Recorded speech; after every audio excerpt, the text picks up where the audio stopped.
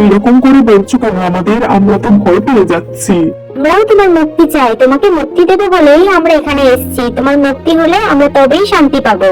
আমরা তো মুক্তি দিতে অনেকেই চেয়েছিল, কিন্তু সবাই বিফলে গেছে। আমিও মুক্তি চাই, শান্তি চাই এইবার। এরপর তারা সকলে ওই রত্নের সাহায্যে সেই রাজকুমারীকে মুক্তি দেয়। তোমরা সত্যিই সাহসী বটে। এই রহস্যের সমাধান তোমাদের সাহায্য না থাকলে কখনো করতে পারতাম না। এটা তো আমাদের সকলে একসাথে কাজ করার ফল।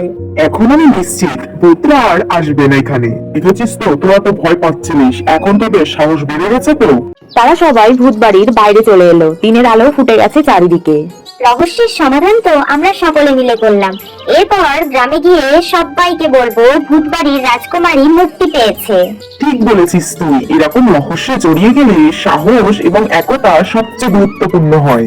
এরপর থেকে তোরা আর ভয় পাওয়ার কথা বলবি না কিন্তু।